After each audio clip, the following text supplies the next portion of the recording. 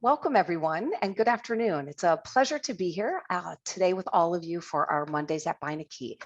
And it is my absolute pleasure to be able to welcome you to the student curated exhibition event, where we'll introduce the work of Gabrielle Colangelo in her exhibition, We Are Everywhere, Lesbians in the Archives. I'll just say, first of all, I'm Barbara Rockenbach, the Stephen F. Gates 68 University Librarian. And again, we are thrilled to be able to share this work with you and give Gabby and the team that made this exhibit possible an opportunity to tell you about the process.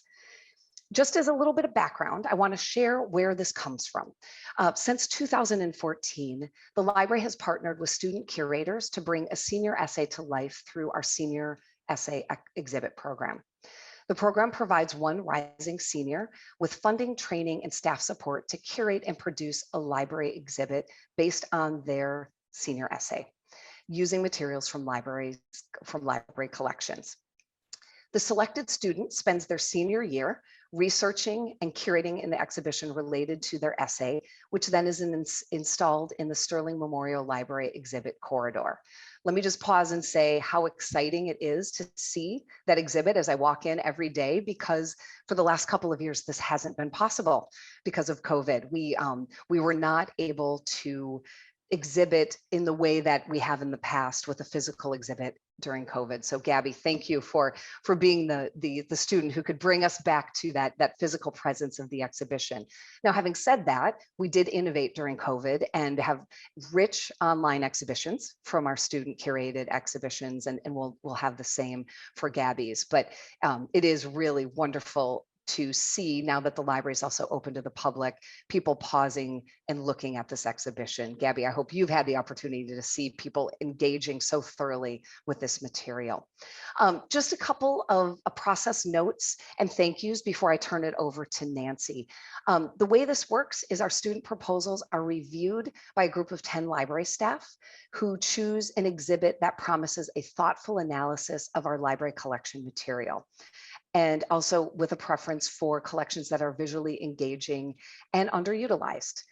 I would like to thank my colleagues on the SML exhibit, the Sterling Memorial Library Exhibits Committee, for their careful review of this year's proposals and their ongoing support for this important exhibit program. I'd also like to thank University Library Council members Stephen Stack, class of 1967, and Lynn Hankey, whose endowed funds provide ongoing support for this program.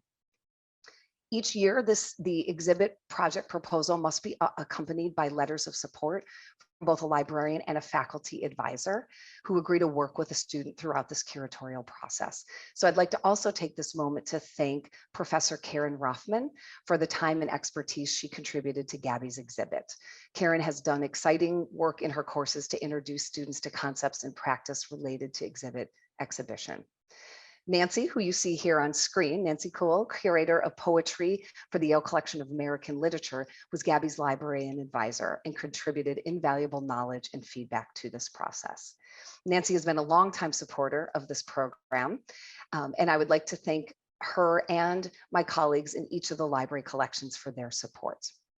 The production of the physical exhibit itself, which brings together many parts of the library. I'd like to recognize Sarah Davis, our exhibits technician, who's kept track of the many moving parts and has done a really wonderful job of producing the many facsimiles you'll see in the exhibit. Our friends in the Office of the University Printer, as always, have produced fantastic design and copy editing for the exhibition. So let me just pause and congratulate you, Gabby, for being chosen for this and for your amazing work on the exhibition. Your vision and curiosity are energizing, and you remain confident and open to this process as we work together on it. So you took everything in stride, and we thank you for that. So please accept this gift of congratulations from the library, and I'm going to turn it over to Nancy, who will now introduce you and will explain more about this exhibit. Thank you. Thank you, Barbara. It's such a pleasure to be here today to introduce Gabrielle Colangelo. I introduced Gabby earlier, last week rather, when we all met in person to celebrate the opening of this extraordinary exhibition in the exhibitions corridor at Sterling Memorial Library. And I encourage you all to go see this really beautiful exhibition when you can. As the curator might tell you, writer and artist Alison Bechtel is a hero of the exhibition We Are Everywhere, Lesbians in the Archive. So it seems fitting for my introduction to begin with a quotation from Bechtel. In her book, Are You My Mother? She tells us, quote, language gets very confusing as it approaches this place where outside and inside touch. One way to describe Gabrielle Colangelo's exhibition is to say that it is curious about and interested in exploring versions of this place that Bechtel describes, where the personal, the private, and the intimate meet and mix casually or purposefully with the public, the political, and the cultural. In Gabby's work, we see the space of interaction that Bechtel points to as a site of creativity and action in poetry, performance, community organizing, and social activism. Crucially, Gabby's exhibition reminds us that the library too is such a place. Libraries are not neutral doorways through which we enter a static past. This exhibition reminds us that they are instead dynamic sites where, returning to Bechtel's observation, language can become confusing, and by extension, our ways of describing and understanding human experience, history, and knowledge can be messy or muddled or opaque, and then again, open or clarifying or illuminating. Gabby's scholarship is intelligent, serious, and rigorous. It is also caring and compassionate. Importantly, Gabby's work is shot through with joy and delight. It has been my great pleasure to work closely with Gabby for the last 2.5 years. I have learned a tremendous amount from the experience. Please join me in welcoming curator Gabrielle Colangelo. Thank you so much, Nancy. That was such a kind and wonderful introduction. I'm going to share my screen. Such a Zoom. Okay. Hi, welcome everyone. I'm so thrilled that you're all here. I'm going to just start by saying a thank you to my advisors and to the library for this opportunity. I grew up in Connecticut. The first thing I ever did at Yale was attend a Mondays at Beinecke talk, so it's very surreal for me to be here. I'm very honored, very thrilled. I feel like my 16-year-old self would be pinching herself right now. And so I want to say a huge thank you to the library, to Carrie Stancombe, Sarah Davis, Nancy Poole, and Karen Rothman for all of their support throughout the past year. And in the case of Nancy and Karen, the past 2 years of work on this exhibition, which was out of my thesis.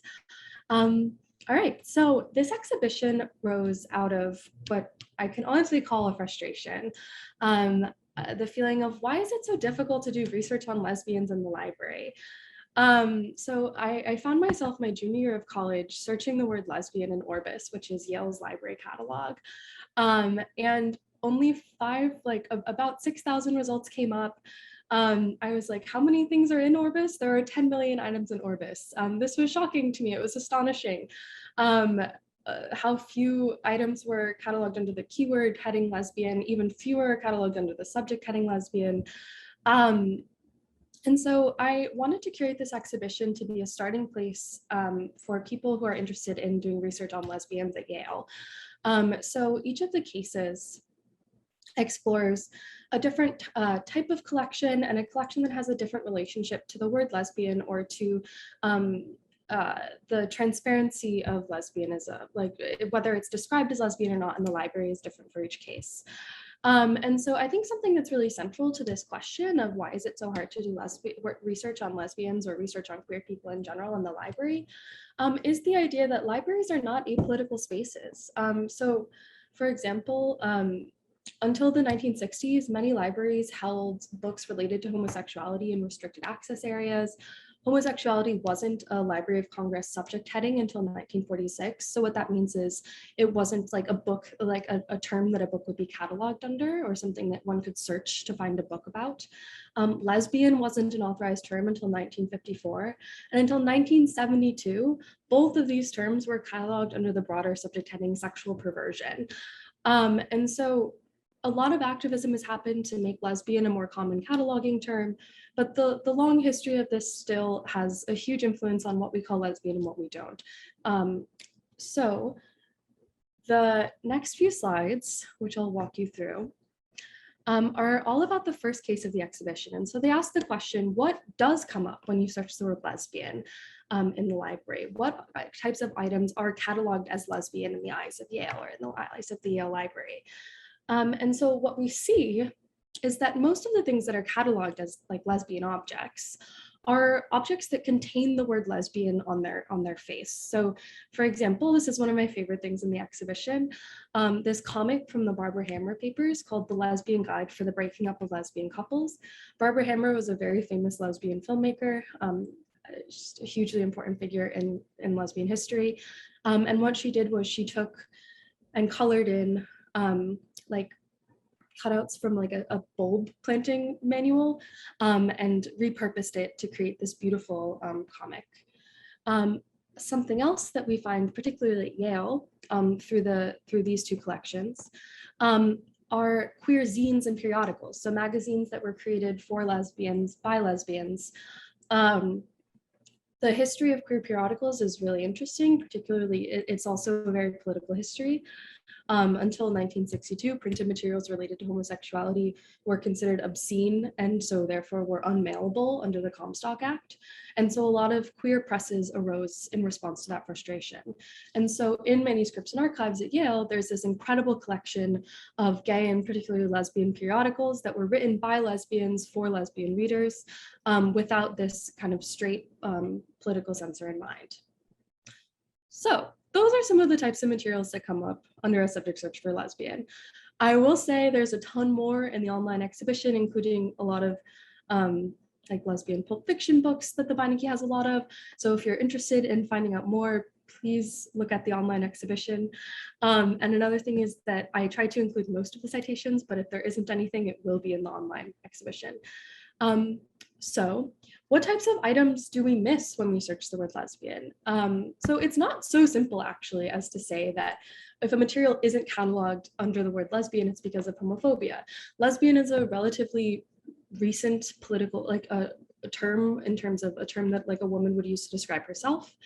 And in addition, materials are often cataloged as in the ways that the person that created them would desire. So for example, a great case study on how archival materials can come out of the closet, both literally and figuratively in this case, is in the case of a correspondence in the Gertrude Stein and Alice B. Toklas papers. So in the late 1930s, the Beinecke began to acquire Gertrude Stein's papers. After Stein died, her wife, Alice B. Toklas, sent the library the rest of Stein's papers. And so included in this shipment were over 300 love notes that Toklas sent by accident. And when she found out that the library had these papers, she was horrified. She asked for them to be destroyed.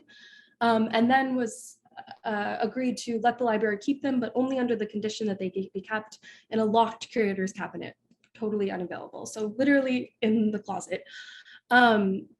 So these notes were kept like secret because of the desires of and the desire for privacy or the fear of being outed of the women who had once owned them. So in 1981, the Beinecke opened the notes to researchers, and in 1995, the notes were cataloged as an official part of the collection. And in 1999, lesbian scholar Kay Turner brought the notes further into the public eye with her book, Baby Precious Always Shines. I think something that's really beautiful about these notes is just the casual intimacy that we see in them that is not found in the rest of the Stein-Toklas papers. It's a really unique look into their relationship. For example, Stein, who I think we often remember as kind of a maybe intense figure, frequently adorned her notes with these doodles of two cuddle waddles kind of snuggled together in the upper corner of the letters, which I think is really beautiful. So that's case one, or a very quick kind of jaunt through case one.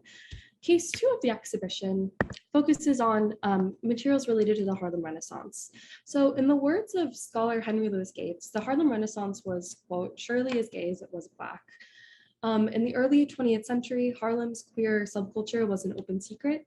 However, the role of women, particularly queer women, in scholarship on the history of the Harlem Renaissance is often overlooked. Beinecke has a huge collection of Harlem Renaissance papers, mostly because of the donations of Langston Hughes and Carl Van Beckton and James Weldon Johnson. However, most of these papers document the lives of men, Langston Hughes, James Weldon Johnson, as I said, Countee Cullen. And Black queer women writers were key contributors to the movement, but we often have to find them on the literally on the margins of these archives of male writers. So this object, I think, is a great literalization of that idea.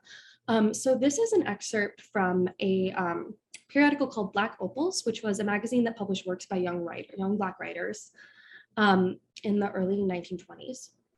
And it is at the Beinecke because it has an early poem by Langston Hughes. And so Hughes wrote a note to the Beineckes when he was, sending this into the library to be kept, saying these poems got lost and he's found them, want to add them to his complete poems. However, it's also an exceptional object because it contains the first poem ever published by May Cowdery, who is a bisexual woman writer, who is the only Black woman to publish a full-length poetry collection during the first half of the 20th century. Her collection was called We Lift Our Voices, and it was published in 1936. So this poem, which I would urge you to read,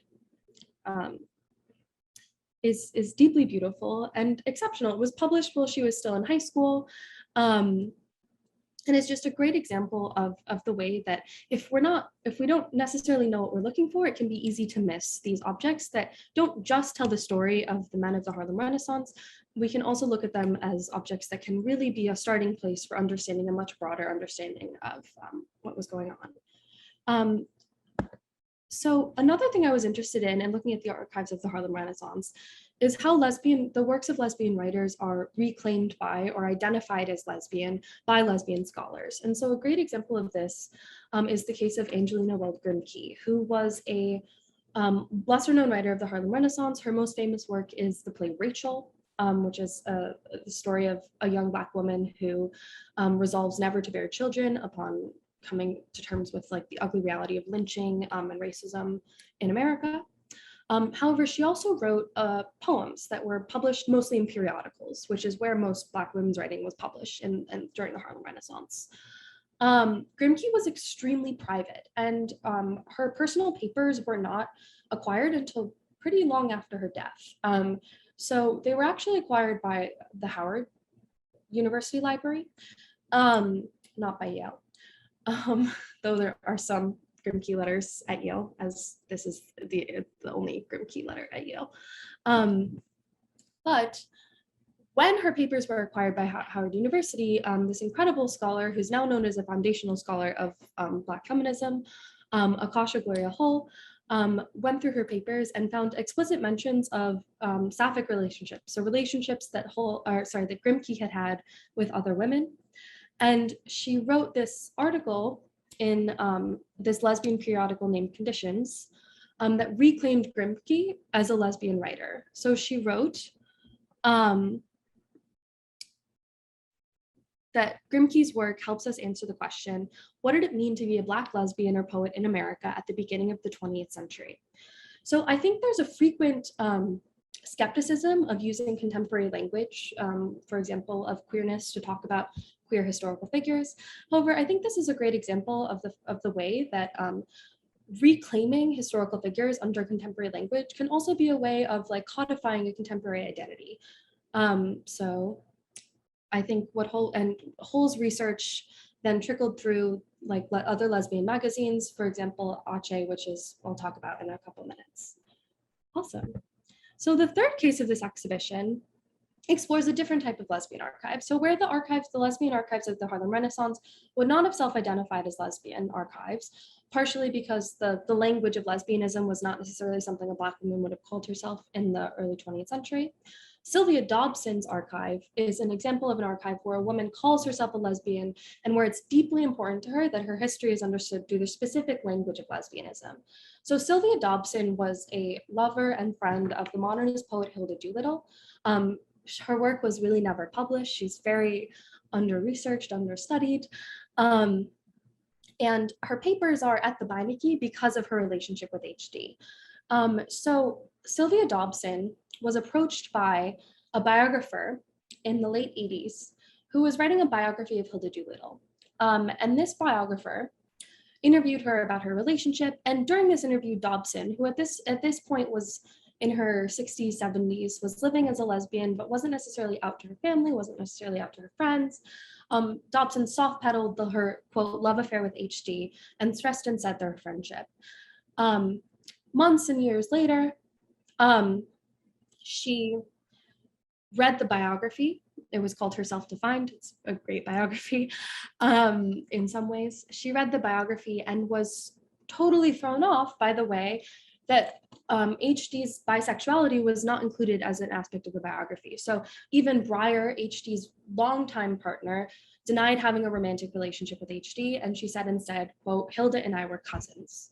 So Guest's biography left Sylvia Dobsen deeply dissatisfied. And so what she decided to do was take this huge body of correspondence that she had between her and HD. And what you see here is an index. It's the first page of an 8-page index of all of the letters between her and HD. So that's Sylvia Dobsen right there when she was younger. So what she decided to do was take this correspondence and write notes on it that explicitly described the relationship in terms of what she understood to be the truthful and honest terms. So I'll just go on to the next page really quickly. So she wrote to Barbara Guest and said that she has been conscious ever since the HD letter started of the conflict, chiefly about the homosexual question. How should I preserve HD and Breyer's right to privacy without withholding truth and honesty? And so what she decided to do was to settle down to work again, to write her HD notes with more honesty and clarity than I did before, to write her own stuff without pretense. And what that meant to her was writing a manuscript, and I'm just going to go back again, writing this manuscript that she called A Mirror for a Star for a Mirror, HD's letters to Sylvia Dobsen, where she explicitly identified herself as a lesbian and HD as bisexual. And what we see in this moment is kind of a pivot in lesbian history, right? We see this moment where we are now able to understand lesbians on their own terms, where people are uncloseting themselves for us to interpret. Dobsen's papers are very beautiful. I wrote my thesis on them. It's a very complicated love story. I would really encourage you to spend a little bit more time with them if you get the chance. All right. So building off of the idea that kind of, I think Dobsen introduces for us in this exhibition, she's kind of the pivot case. I then in case 4 of the exhibition, moved to the papers of Lisbet Tellefsen, right here, who is a Black lesbian who started a magazine called Ache in the late 1980s, which was a magazine for and by Black lesbians in the Bay Area, that ran from 1989 to 1994. And Ache was very importantly a free publication. And it was specifically created as in an attempt, Tellefsen describes, to fight the isolation that she believed to be a central hardship of the queer experience. So in an interview many years later, she described, one of the things that I feel is universal, no matter what area you come up in as a queer person, is a sense of isolation, the feeling that you are the only one. So Tellefsen, in creating the magazine, had a goal which was to create a community, not just to create a magazine, but to create a place where women could come together, where they could share resources. What we see here is something that was in every issue of the magazine, a back page which had opportunities for women to advertise businesses, to ask for roommates, to look for support groups. And this kind of ethic of care came through not just in the magazine, but also in the way that she was preserving her papers and crafting her archive. And so Tellefsen specifically said that she created her archive for the sake of, so that future lesbians trying to do the same work as her would have it easier than she did. And so what we see in the Tellefsen papers is this incredible, like very comprehensive history where you can see transparently, like, or almost transparently. Like every step the magazine was taking every person that they reached out to, all the to-do lists from every era of the magazine. And what I think is really beautiful about this collection is the way that, and I see this most in this doodle that's from the cover of Tellefsen's earliest planning binder. So from the very beginning, it was like from like the first day of the idea this binder started, where she writes, "If a future." And so what I think is so beautiful in the Tellefsen papers is that she is always imagining a future where lesbians have access not just to a broader sense of community, but also to a broader sense of lesbian history, or to an idea that they can access a lesbian historical record in a new and novel way.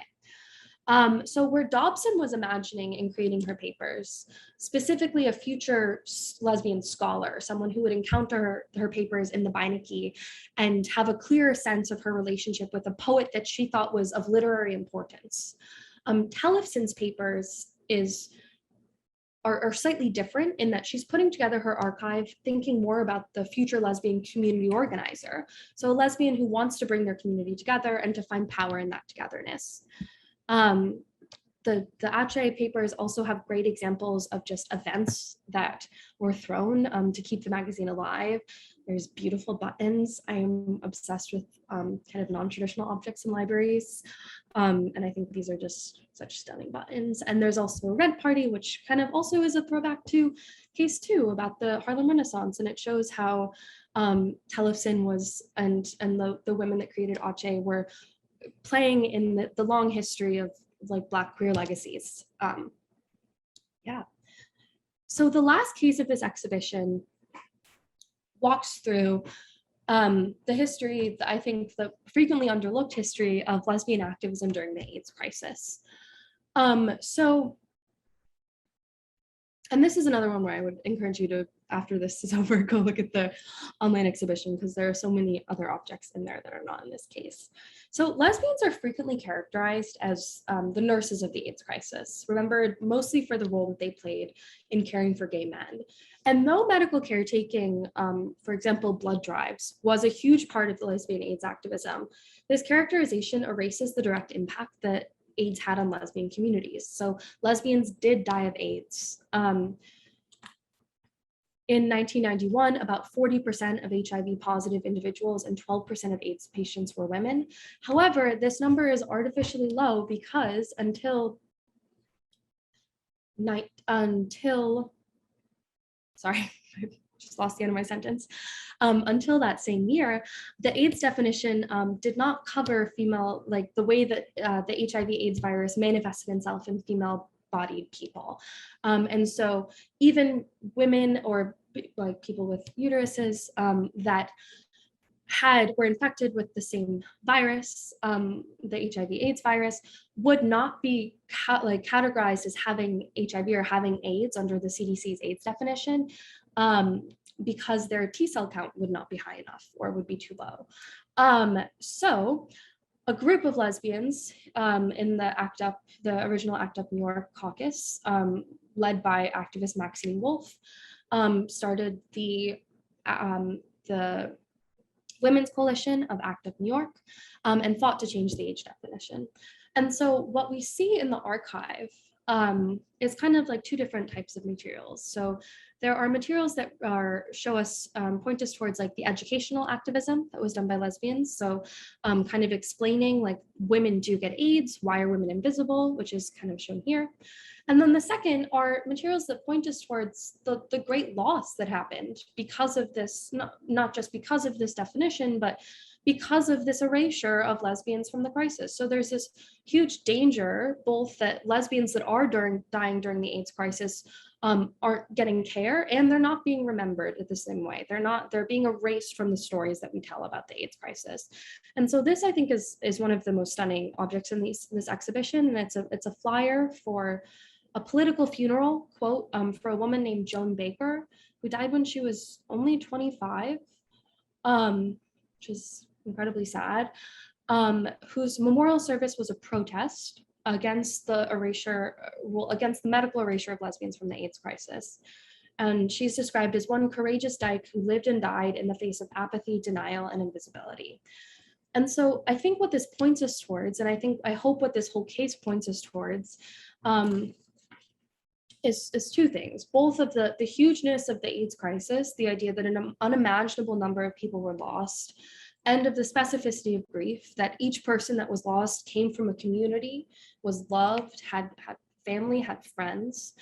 And maybe a surprise third thing, which is that there was an activism was also fighting this erasure, and that AIDS was not just a crisis of health, but also a crisis of memory.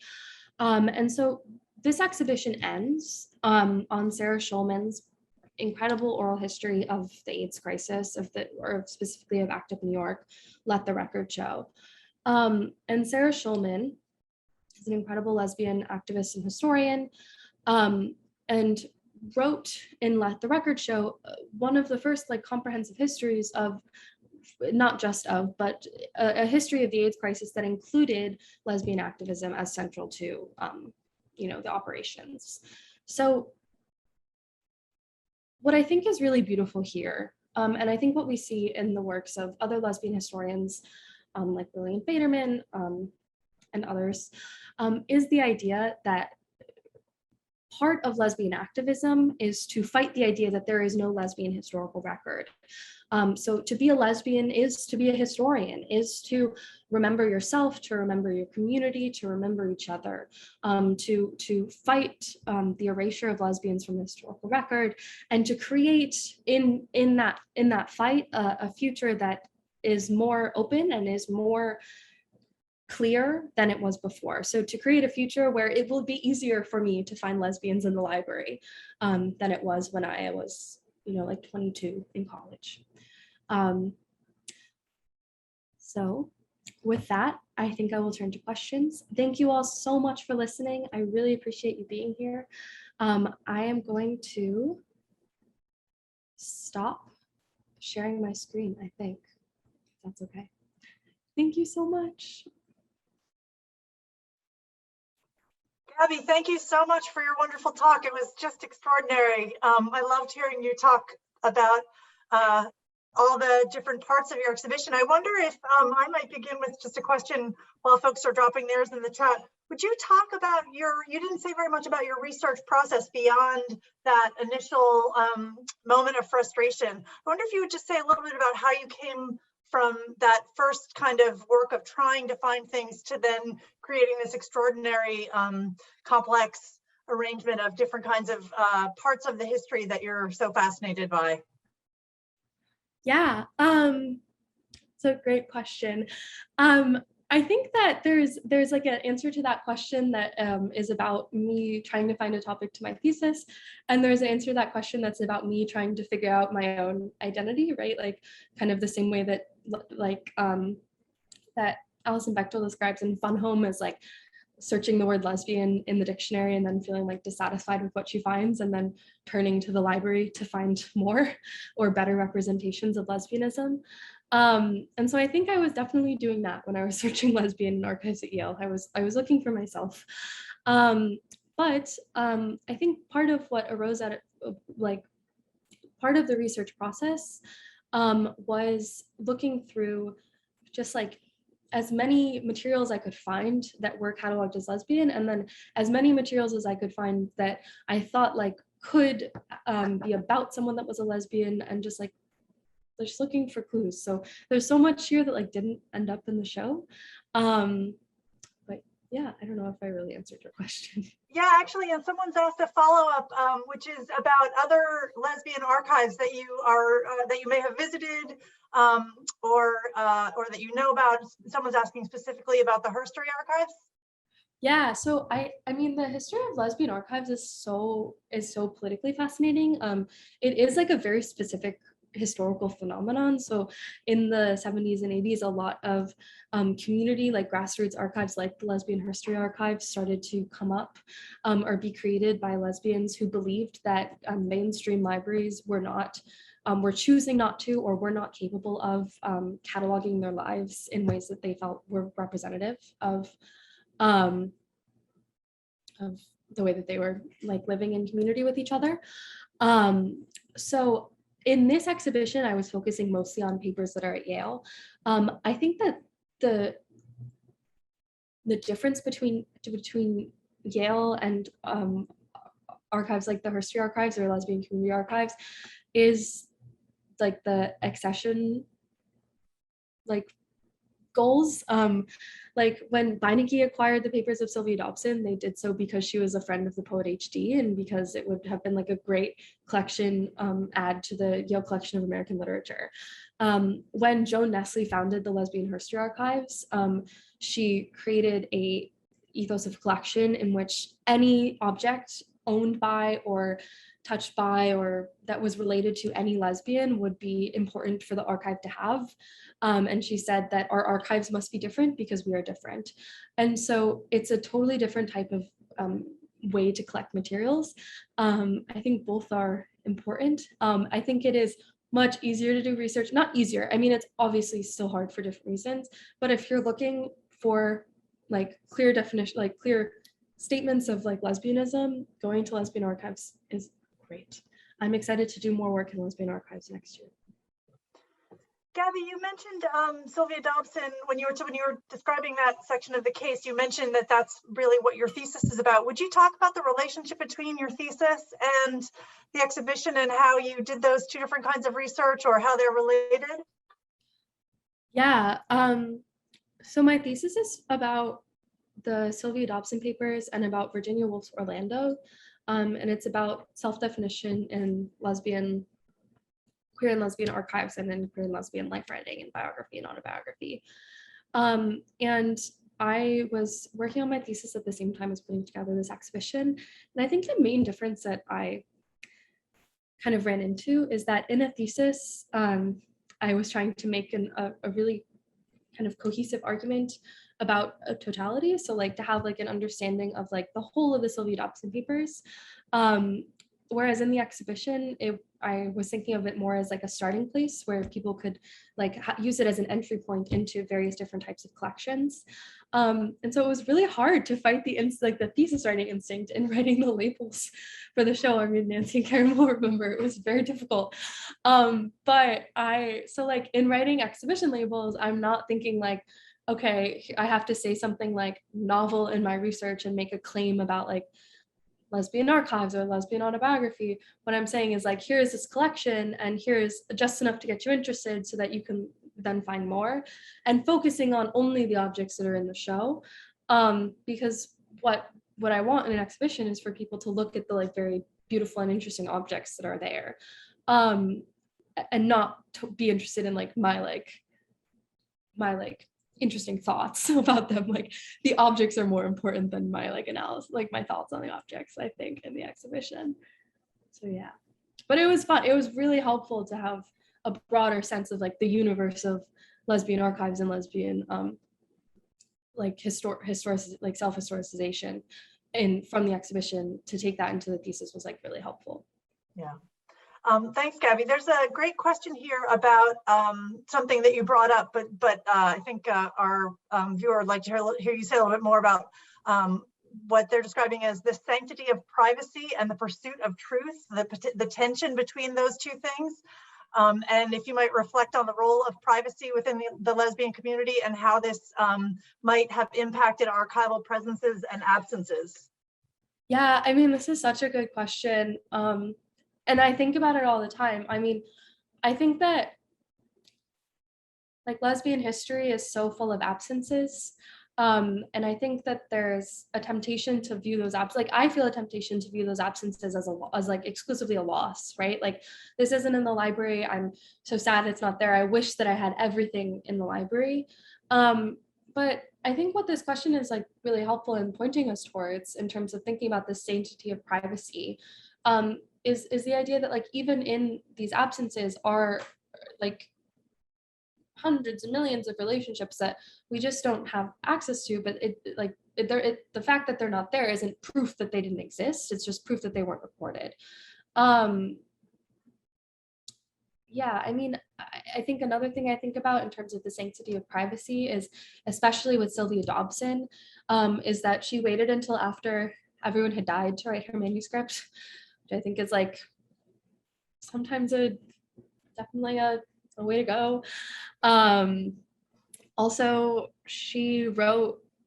when she wrote about how she needed to write about lesbianism, it was because she wanted her own life to be remembered on her own terms. And she thought that her relationships were enough a part of her own life that she could write about them explicitly in a way that would not be disrespectful. And so I think that with, queerness and its assimilation into the mainstream being something that is so rapidly changing, it's so hard to predict like what will be safe to say or what will be not safe to say and what will be politically salient and what will be forgotten. But I think what Dobsen is helpful as a figure to me to kind of show is like one can always tell the story of one's own life. And the story of one's own life, like autobiography will always have biography in it. Like the story of one's own life is always also the story of like one's community, which I think Lisbet Tellefsen's papers show us as well. Thanks, Gabby. There's a kind of related question about your work as a researcher and about uncovering hidden collections and about how do you think about, as a researcher, making assumptions about the women who may not have identified as lesbians, but for instance, lived with a woman for their whole life. And how do you feel about whether or not it's possible to prove something like that, prove a relationship in quotes? And for the librarians watching, for how we might think about creating more accessible records when we know some things, but not a whole story. Yeah, I mean, this is like the question. So maybe more of like thoughts than a thesis statement, but I think my biggest thing, or my biggest answer to this question is that I don't think there is such a thing of proof in history, or that there is such a thing. I don't think what archives give us is necessarily proof. I think maybe they give us like the shape of things, or we get papers and we can like fill in more clearly what we think might have happened in a person's life. But I think that archives and queer archives in particular don't frequently give us the ability to like prove particular events unless a person has said something about themselves. That being said, I do think that like if a person had lived with a man their whole life, we probably would have assumed that they were in a straight relationship. So I think there is a larger burden of proof on folks that do research on queer history than there is on folks that maybe research like straight historical subjects. So I think that the neutral historical gaze shouldn't be straight and cisgender, right? Like looking at papers and assuming that like queerness is an intervention into this instead of like queerness is something that could also be seen as a neutral gaze, or could also be seen as an equally like important and like justifiable scholarly like bent or bias, I think is just as important. In terms of catalog records, I honestly go back and forth. I don't know. I don't know what the loss would be in cataloging things less specifically. I will say like subject headings in the Library of Congress are very specific in terms of what is in the object. So it does make sense that not all of these things would be cataloged as lesbian objects because that wouldn't be the language that people would use. However, if libraries could put together research guides of other language that people would use to describe themselves as lesbians, or if there was like a new tag for like queer that like had a different relationship to proof, that would be awesome. But I don't run that, so I can't make that choice. Thanks, Gabby. There's a question about your favorite parts of the work that you did for this exhibition, or the most challenging. Could you share some highlights of your experience or some of your most challenging parts of the research? Yeah, I love the collaboration of this exhibition. I think my favorite days were days where I was in Beinecke with Nancy and Karen and Sarah and Carrie, and just like putting all the objects on a table and choosing what goes where. I love to be by myself in a library, but I think I love even more working together with people to answer questions, especially people that know more than me about putting together an exhibition. I just also love the Sylvia Dobsen papers so much, and love the Lisbet Tellefsen papers so much. Those are my they're just my two favorite collections at Beinecke, and having the opportunity to like go through every box of those collections, which are admittedly small collections, so it's not like a brag. It's 6 boxes in each collection. To go through like every folder and every box, and to feel like I had like a really comprehensive idea of what was in those collections was really special. And also to be able to share this at the library, and to be like that the fact that people have to walk by this exhibition and look at lesbians every day when they walk down the hallway is so awesome to me. Like, it's very special. It makes me really happy. Gabby, do you feel up to one more question? I would love one more question. Melissa Barton has asked, I'm going to just simplify her long question into just the last few lines, which she says, could you talk about the ways your research has complicated your understanding of lesbian identity? Yes, and also a shout out to Melissa Barton, whose course on African American literary archives was so helpful in putting together the second case of this exhibition, and also who is just an incredible thinker about archives. Thank you, Melissa. I very much appreciate you. Yeah, the ways my research has complicated my understanding of lesbian identity. That's a hard question.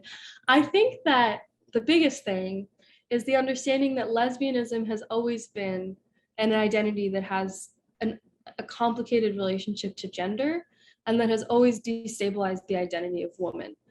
I think that is a big thing for me, is seeing the ways that like historical lesbians, like lesbians in history, have kind of messed with our understanding of like what it means to be a woman, and have made that more expansive and more livable. I think has been, to me, very inspiring and beautiful. Yeah. How about one more question? Okay, yes. I think it's a good one. It's from Sarah Stillman, asking if a student wanted to get started delving into archives, but felt intimidated or uncertain about the process. And I know this is something, Gabby, that you've thought a lot about. What advice would you have for them about how they might begin? This is such a great question. Thank you so much, Professor Stillman, for asking it. I think what I did was took a class in the Beinecke, which I think really lowered the barrier of entry for me. I also like attended a lot of talks. I think like just being in a room with people that could tell me how to do things was really helpful, because it's not very intuitive on like how to search for things in archives at Yale, or like how to call materials at the library. So taking a class is really helpful. I also think that all of the librarians are so kind and open, and so like if someone has a specific interest, like sending an email, like I'm always like, ask for help, look at things. But I also think that what I would say is there is no research that is like too small or like not scholarly. Like, so like when I started this project and when I started doing research at Beinecke, I literally searched the word lesbian in archives at Yale and just went with that for like 2.5 years. So like, I don't know, a person like one doesn't have to have like a very certain like search or like a really specific scholarly interest. And I think at Yale there's like very often a feeling that one needs to know a lot before one can be a beginner.